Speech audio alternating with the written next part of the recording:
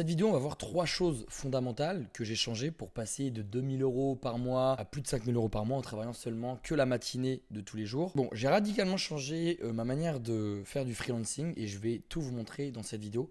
On va voir 3 points. Donc déjà, la fin du freelancing généraliste, la suppression radicale, donc je vais vous expliquer ce que c'est. Et enfin, comment améliorer son organisation plus l'acquisition. On va voir que les deux sont liés. Un constat qui est très simple, c'est que je disais oui à tout, donc je pense que c'est sûrement aussi ton cas. En gros, quand tu dis oui à tout, tu deviens invisible. Pourquoi ? Parce que ta valeur perçue, elle diminue. Tu remarqueras, les personnes qui savent dire non, qui refusent des interviews, qui refusent des podcasts, qui refusent des invitations, etc., eh bien, leur valeur perçue augmente. Sauf que nous, quand on est en freelance, on a tendance à vouloir aller un peu à droite à gauche et surtout on a peur de dire non, on a peur de passer pour le méchant et du coup, à cause de ça, on dit oui à tout. Donc, on devient invisible. Il y avait le deuxième constat, c'est que je bossais pour tout le monde. Ça veut dire que j'étais ultra généraliste et j'étais perçu comme personne finalement. J'étais pas en train de me différencier des autres. Et du coup, il y a un peu cette idée de est-ce qu'on va sur la niche, est-ce qu'on préfère être généraliste ? Bon, dans cette vidéo, moi, je préfère vous dire dès le début qu'il faut être niché. Moi, j'étais trop généraliste avant, donc j'avais du mal à augmenter mes prix et du coup à me différencier. Si vous avez du mal à vous différencier, vous allez avoir forcément du mal à vendre et à gagner beaucoup d'argent par rapport aux autres. Et le troisième constat, c'est que j'étais un exécutant et pas un expert. Je pense que c'est sûrement ton cas, surtout si tu débutes. Un exécutant, c'est ok,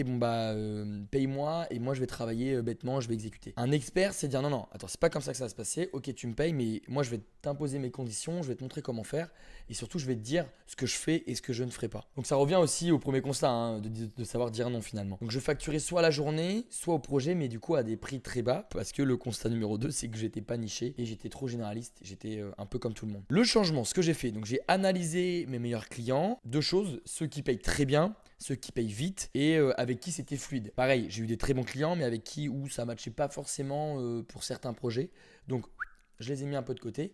Donc typiquement, je préfère travailler avec des gens qui ont la trentaine, entre 30 et 40 ans, que travailler avec des gens qui sont beaucoup plus vieux, proches de la retraite, ou des gens beaucoup trop jeunes. Ensuite, j'ai identifié une seule problématique douloureuse. J'ai choisi ensuite une seule niche claire, pas une niche farfelue, c'est-à-dire les freelances ou les entrepreneurs. Pour moi, ça, c'est pas une niche. Une niche, ça va être par exemple les SaaS B2B, ça va être les freelances en SEO, etc. Ça, c'est des niches. Et du coup, à partir d'une seule problématique, une seule niche, j'ai construit une offre qui va être unique autour de cette problématique. Donc, c'est-à-dire une problématique que je vais résoudre et pour ça, on va me payer. Vraiment, je vous insiste, faire simple, c'est beaucoup plus compliqué qu'on ne le pense. Et au lieu d'ajouter des choses à votre offre, commencez déjà par en supprimer et de vous focaliser sur une seule problématique bien précise. Ensuite, la suppression radicale, c'est quoi ? J'ai eu une fois de plus un déclic. J'ai pris une journée entière, donc à vraiment rien faire à part revoir tout mon business, de me dire ok. Et j'ai été radical, donc pas de réflexion pendant 3 semaines. Ça, je vois beaucoup trop de freelances qui mettent du temps avant de prendre une décision et d'avancer. Je me suis posé plusieurs questions et je vous invite à vous poser les mêmes. Qu'est-ce qui fonctionne dans mon business ? Bon, A, B, C, D. Qu'est-ce qui ne fonctionne pas ? A, B, C, D. Qu'est-ce qui m'apporte réellement quelque chose ? Donc, c'est quoi le truc pour lequel on me paye principalement et qui me rapporte de l'argent ? Et ensuite, où est-ce que j'ai le plus de valeur ? C'est pareil. S'il y a des choses que vous pouvez déléguer à ChatGPT ou à d'autres freelances, etc., faites-le et focalisez-vous sur votre proposition de valeur unique, c'est-à-dire ce truc qui va vous différencier et ce truc qui augmente votre valeur. J'y verrai du coup, ça c'est des exemples, mais des side projects qui étaient voués à l'échec, on va pas se mentir, des automatisations trop compliquées ou contre-productives, les appels inutiles, même pour des prospects, des fois je refuse des appels. Je leur dis non, moi je vais pas appeler. Par contre, ce que tu peux faire, c'est de me détailler ton besoin. Et puis, si vraiment on veut faire un vrai point, on pourra le faire. Pareil, et donne-moi ton budget. Et ensuite, si vraiment tu as le bon budget, là, on pourra s'appeler. Mais quel intérêt, autant pour vous que pour le prospect, de faire un appel si vous ne savez même pas si le prospect a le budget, si vous êtes capable de faire ce que le prospect désire, etc. etc. Les tâches juste pour exister. Donc ça, tout ce qui est post bidon, raconter votre vie, faire trop de branding, aller sur Canva, faire les meilleurs posts avec des petites images, des photos, des machins. Ça sert à rien, ça j'ai passé énormément de temps à faire ça. Et au final, vous allez vous retrouver à travailler 10 heures par jour, alors qu'en réalité, il y a peut-être 3 ou 4 heures dans la journée qui sont vraiment utiles. Le reste, c'est juste pour combler le vide. Les offres qui ne sont pas rentables, donc arrêtez de faire des offres pas chères pour attirer un maximum de gens. Si c'est du pas cher, vous êtes freelance, je vous conseille sincèrement de le proposer gratuitement pour que derrière, vous puissiez vendre des offres qui sont beaucoup plus chères. Arrêtez de vendre des e-books à 40 €, offrez-le gratuitement, vous chopez l'email, vous allez pouvoir vendre des offres à 1500 ou même plus. Ensuite, la reconstruction. Donc, une fois qu'on a établi ce qui n'allait pas et ce qui n'apportait pas de valeur, on vire tout, maintenant il faut reconstruire. Okay, c'est vraiment, on prend une maison et on refait toutes les fondations. Donc du coup, à partir de quoi ? Je vous l'ai dit tout à l'heure, mes anciens clients satisfaits, Et du coup, entre parenthèses, les meilleurs clients, ceux avec qui ça se passe bien, ceux qui vous font le virement dans la minute. Et en deuxième point, je regarde aussi ce que j'aime faire forcément. Parce que si j'aime faire quelque chose, je sais très bien que je vais être meilleur que les autres parce que je vais m'investir beaucoup plus. Et enfin, tous mes apprentissages terrain. Qu'est-ce que j'ai appris? Qu'est-ce que j'ai aimé sur moi? Qu'est-ce que j'ai aimé dans le business? Est-ce que ça, j'ai aimé le faire? Etc. Résultat, vous revenez à la base, une seule cible, donc une petite niche qui a vraiment une problématique douloureuse. Un seul canal d'acquisition, en gros, où se trouve votre cible. Est-ce que c'est sur LinkedIn, TikTok? Est-ce qu'il faut se déplacer? Est-ce que c'est des entreprises qui sont locales, etc. Moi, je vous conseille en freelance LinkedIn, ça suffit amplement. Et quitte à créer 2-3 posts par jour sur LinkedIn, plutôt que de créer un post par jour sur TikTok, sur Insta, etc., ça ne sera pas bien fait. Un seul canal, vous y allez à fond, vous devenez le meilleur sur ce canal et vous allez choper les 3/4 du marché. Ensuite, une seule offre. Comme ça, au moins, c'est simple. Quand on pense à vous, on doit penser à votre offre. Et pas quand on pense à vous, attends, est-ce qu'il est photographe, est-ce qu'il est community manager, mais est-ce qu'il fait aussi du montage vidéo? Non, on pense à vous, tac, vous avez une offre à 1000 euros, c'est du montage vidéo et vous avez 5 vidéos. En gros, hein, je caricature un petit peu, mais pour que vous puissiez mieux comprendre. Et évidemment, un seul prix. Petite astuce, doublez vos prix pour ensuite faire des offres. Je vais vous montrer, c'est un exemple. Si par exemple, vous avez un prix, un seul prix, c'est 2000 euros, et bien après, quand vous allez prospecter, quand vous allez avoir des prospects qui vont vous voir, ils vont dire ouais, en vrai, j'hésite, machin, et vous allez essayer d'aller chercher l'objection. Qu'est-ce qui bloque? Eh bien, si vous voyez que c'est le prix, vraiment le budget, vous pouvez dire ok, ton projet me plaît, je t'ai dit 2000 euros, je vois que 2000 euros ça coince. Si vraiment tu me promets de signer cette semaine, je suis prêt à te le faire à 1500 euros. Et là déjà, ça filtre. Parce que n'importe quel prospect qui peut économiser 500 euros et qui a vraiment envie de bosser avec vous, il sera prêt à mettre la carte dans les 10 minutes qui vont suivre. Hop, ensuite, au niveau de l'acquisition et de l'orga, donc avec le temps gagné, parce que forcément vous allez supprimer les trucs qui sont inutiles, moi j'ai mis le focus sur un seul canal, donc j'ai produit beaucoup plus de contenu, j'ai prospecté beaucoup plus. Et quand je dis faire de la prospection, c'est vraiment envoyer 10 à 15 messages par jour, faire des relances, avoir un vrai suivi. Ensuite, ça c'est vraiment un conseil que les freelances adorent, en tout cas ceux que j'accompagne,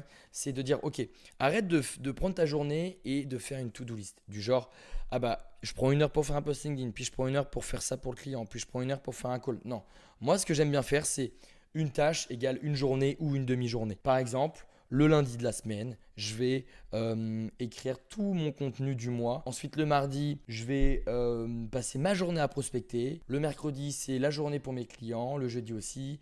Et le vendredi, c'est la journée des calls. En gros, c'est un petit peu comme ça que je fonctionne. Ça vous permet plusieurs choses. Vous allez rentrer dans un état de flow. Ça veut dire que vous serez beaucoup plus concentré, vous aurez beaucoup plus d'idées. Et je vous conseille de le faire. Prenez une journée à faire que des posts LinkedIn. Vous coupez le téléphone, vous coupez tout. Vous faites que des posts LinkedIn. Vous allez voir au bout de 4-5 posts, vous allez avoir plein d'idées qui vont venir. Et là, vous allez pouvoir noter plein d'idées. Et à la fin de la journée, vous allez avoir une vingtaine de posts et vous aurez toute votre création de contenu pour le mois. Et aussi, évidemment, j'ai aussi simplifié tout ce qui était compta et gestion.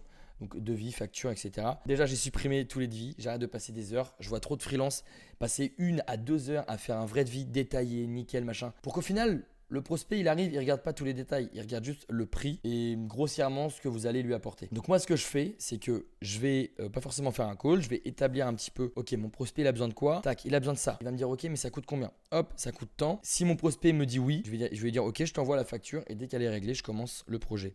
Comment je fais?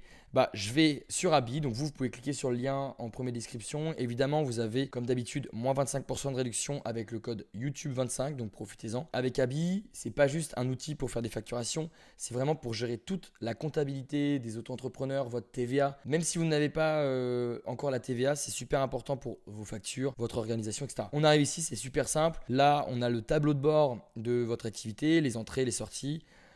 Vous allez sur facturation, vous pouvez créer des factures en quelques clics. Ici, hop, nouvelle facture, un client. Là, vous pouvez préenregistrer vos clients. Donc comme ça, si vous voulez travailler avec des clients récurrents, c'est top. Hop, par exemple, Andrea. Et là, on a juste à mettre l'article, ce qu'on vend, le prix, si on met de la TVA ou pas. Si c'est une TVA qui est non applicable, automatiquement, ça c'est des factures qui sont vraiment légales. Arrêtez de faire ça sur Excel, c'est interdit. Et hop, vous avez juste après à la finaliser, vous l'envoyez et vous allez recevoir un virement très rapidement de votre client. Ensuite, on peut voir les factures récurrentes, les attestations fiscales. Si un jour on vous le demande, moi il y a des clients qui m'ont déjà demandé. Vous pouvez avoir des paiements en ligne pour accélérer les paiements si vous êtes pressé. Des signatures électroniques, des relances automatiques, ça c'est top. Quand un client a oublié de vous payer, en fait en un clic vous pouvez relancer gentiment votre client, vous n'avez rien à faire. Et ça évite de passer par une phase où c'est un peu délicat de redemander de l'argent, d'envoyer un mail, etc. Vous pouvez aussi avoir un tableau de suivi de tous vos projets. Donc le petit tableau de suivi, vous pouvez gérer complètement votre business de A à Z. Donc quand ça signe. Après, vous pouvez gérer évidemment toutes les cases et les catégories. Donc, vous pouvez dire, tiens, ça c'est signé, c'est en cours de réalisation parce que j'ai reçu le paiement. Ensuite, on a la partie comptabilité, donc ça c'est le plus important pour vous. Hop, donc là, vous pouvez directement mettre votre banque, comme ça vous savez exactement ce que vous avez comme trésor. Vous pouvez voir en fonction de la journée, donc ce que vous avez dépensé, pour mettre évidemment les factures, ça c'est top pour récupérer la TVA, les factures que vous avez envoyées, les paiements que vous avez reçus. Vous pouvez après déclaration URSSAF, déclaration TVA, déclaration impôt aussi, c'est faisable avec Abi. Donc voilà, je vous laisse tester Abi. Vous avez évidemment 25% de réduction avec le code YouTube25. C'est top pour tous les auto-entrepreneurs. C'est vraiment le meilleur logiciel que j'ai testé. Cliquez bien sur mon lien en description et vous pouvez quand même bénéficier de ce code promo. Et enfin, les conseils finaux. J'ai 4 conseils à vous donner. Très sincèrement, c'est de supprimer ce qui n'apporte rien. Arrêtez de vous voiler la face. Mettez votre ego de côté et faites bien la différence entre ce qui est utile et agréable. En deuxième point, du coup, choisissez une niche. Une niche qui vous plaît, c'est le sport, c'est le tennis, c'est plein de trucs. Creusez un petit peu, faites des choses pour voir ce que vous préférez faire par rapport à d'autres choses. Créez une offre claire, une seule offre, ça vaut beaucoup mieux que 15 000 offres. Et mettez votre énergie dans votre acquisition. Trop de freelance, attendre que ça vienne. Moi, dès que j'ai compris que 80% de mon business repose sur mon acquisition, donc c'est-à-dire ma façon de montrer, la façon de prospecter et ma façon de vendre, derrière j'avais tellement de missions que du coup je pouvais me faire kiffer. Mais le kiff c'est 20%, 80% c'est la vente, c'est l'argent.